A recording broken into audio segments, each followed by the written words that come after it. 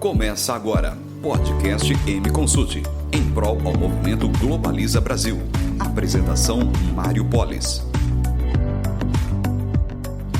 Olá, no podcast desta semana nós vamos falar sobre a balança comercial brasileira de 2019 e a má interpretação por parte da imprensa nacional. Bom, vamos lá.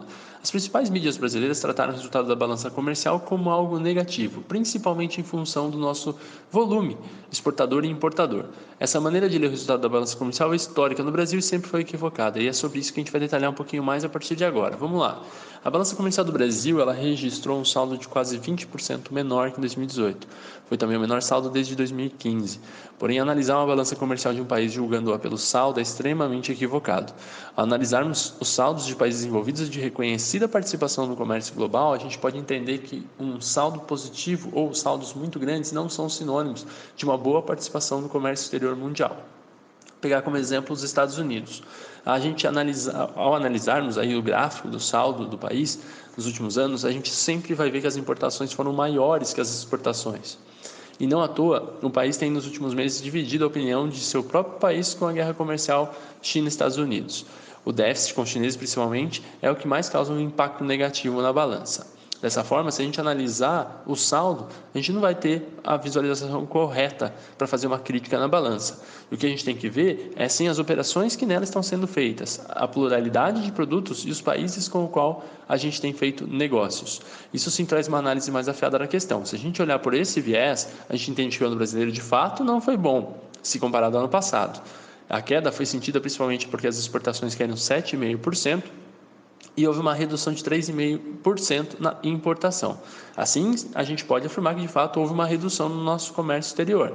Porém, e se as operações tivessem sido maiores de importação e exportação que em 2018 e só o saldo tivesse sido menor? Aí a gente teria um saldo menor do que 2018, mas um valor expressivo de corrente de comércio exterior muito mais significativo, ou seja, teria sido um ano fundamental, aí, super importante para o Brasil. E, porém, a gente também precisa avaliar aí outras situações que estão acontecendo. A gente está ampliando acordos com outros blocos, com outros países, e a gente também tem que entender que o comércio exterior é uma via de mão dupla. Se a gente só vende para um determinado país e não comprar nada dele, aquele país em algum determinado momento vai travar as entradas dos nossos produtos lá. Outro detalhe importante que a gente também tem que avaliar é que o comércio global em 2019 passou por uma recessão. Ainda que tímida, a recessão tem diversos efeitos. E a gente pode detalhar isso até no próximo podcast.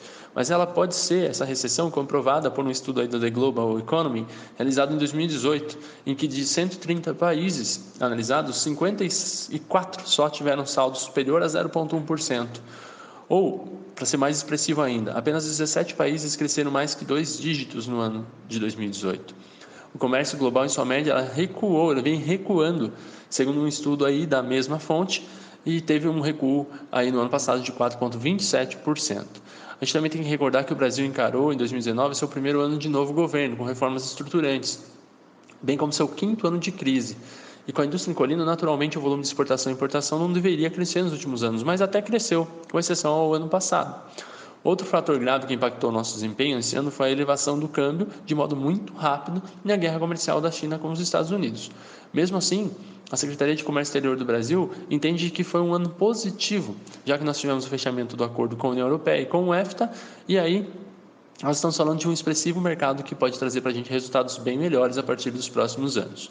Da expectativa que fica para 2020, a preocupação do governo brasileiro, ela não está focada no saldo da balança, mas sim na ampliação do comércio exterior brasileiro, importar mais e exportar mais.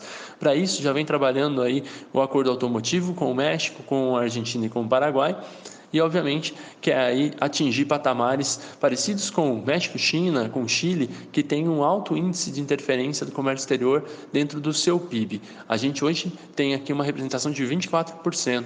O México, por exemplo, tem 70%, a China 40% e o Chile mais de 30%. Então nós precisamos aumentar aí pelo menos 5 pontos percentuais para a gente ter uma participação mais efetiva do comércio exterior na nossa economia. E com essas reformas estruturantes, bem com as tributações, aí, as tramitações da reforma tributária que estão por ser feitas, alguns projetos e pacotes na infraestrutura, a gente deve avançar. A gente também tem aí outros acordos que estão para sair, Canadá, Coreia do Sul, Singapura, e tudo isso promete aí fazer do ano de 2020 um ano melhor para nós brasileiros e um ano que nós tenhamos no final um resultado mais favorável a nível de comércio exterior. Até a próxima. Você acabou de ouvir um podcast da M Consult. Com a M, o mundo está em suas mãos. Podcast produzido por WG Comunicação.